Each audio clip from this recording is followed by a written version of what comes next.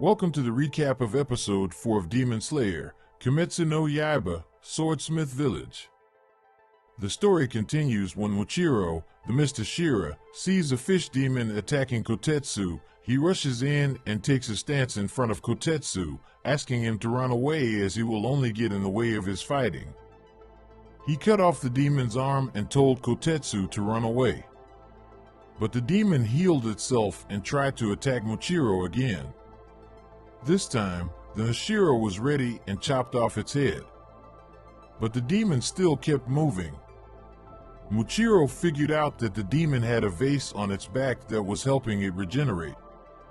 So he sliced through the vase, and finally, the demon was defeated. Kotetsu was so grateful to Muichiro for saving him that he hugged him tightly and apologized for being mean to him earlier. Muichiro didn't understand what he was talking about, but he was happy to help his friend. Kotetsu then begged him to save Kozo, who was in trouble, and to help Hataru, who had been working on a sword all by himself. Muichiro tried to ignore him, but then something clicked in his head. He remembered when the Demon Slayer leader, Master Kagaya, visited him in the hospital and said that he'd get his memories back. Kagaya told him to focus on staying alive, and eventually his lost memories would return. So, Muichiro decided to listen to the advice and took Kotetsu on his shoulder, running through the forest. He wondered if he was doing the right thing by focusing on the two swordsmiths instead of the village. Even though he was worried about the village's safety, he believed he would succeed, knowing that Kagaya recognized him as the Mr. Hashira of the Demon Slayer Corps. Meanwhile, Tanjiro is being held by the sliced leg of the winged demon, Yurogi. It screeches out a loud sound, but Tanjiro quickly slices its head in half to stop the attack. But instead of stopping, the demon splits into two new mouths that shoot out at Tanjiro. He's surprised that their attack is weaker than before and also realizes that each demon has a special emotion carved into its tongue. This one is the demon of joy. Tanjiro stabs through the flesh halves, but the demon comes back with another sonic attack. Luckily, Tanjiro dodges just in time, but he notices that the demon flesh on his sword has disappeared. The demon swoops back around and cuts Tanjiro on his left shoulder.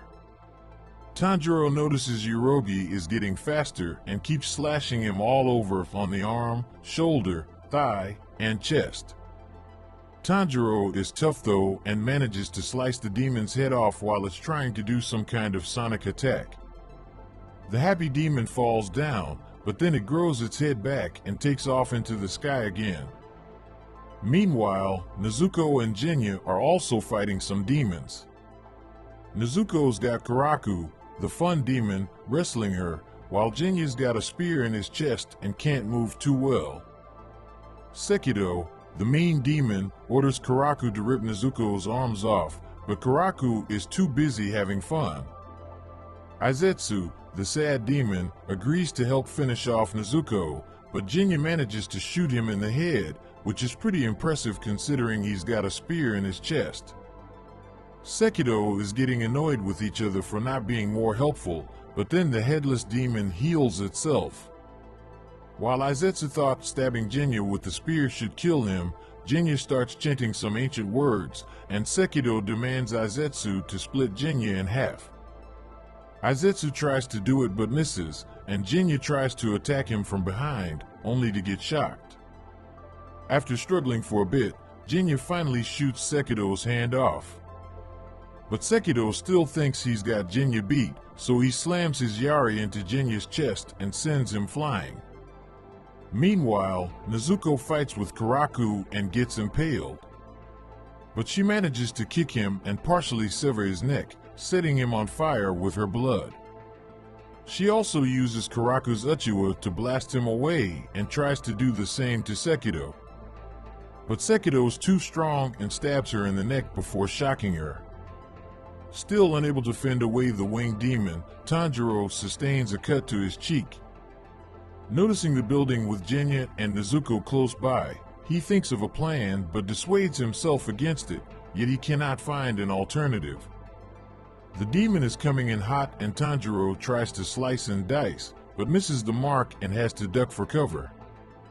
He's worried about Nezuko and Genya, pleading with them to stay alive.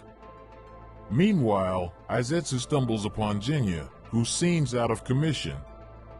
Or is he? The dude keeps chanting the sutra. Izetsu then asks who is he and Genya responds with, "The guy who's gonna take you down, Shinazuga wa Genya." Tanjiro is eager to get back to Nezuko and Genya, so he ran towards a building and tricked the happy demon into following him inside. He attacked the demon by slicing his leg and mouth with his sword, even though the demon scratched his back. Tanjiro noticed that the demon's body was light and used his sword and the Yurogi's momentum to fly back to the building, where he found his sister Nezuko in trouble. The mean demon tried to stab Tanjiro with a weapon, but he stopped it with the severed foot of the happy demon. Nezuko helped Tanjiro by stopping another attack and burned Sekiro with her blood demon art. Then, Karaku, returning from being blown away, showed up and attacked him with his Uchiwa. The floor gives way and the demon slayers fall to the bottom unconscious, as Sekiro, Karaku, and Yurogi watch from above, intent on continuing the fight. Meanwhile, in the Swordsmith Village, fish demons attacked and the swordsmiths struggled to defend themselves. Mitsuri heard about the attack from her Kasugai crow to hurry to the village due to the attack, and Mitsuri hurriedly makes her way, eager to save the villagers. If you enjoyed this video, please like it and don't forget to subscribe to find out what happens in the next episode. Stay tuned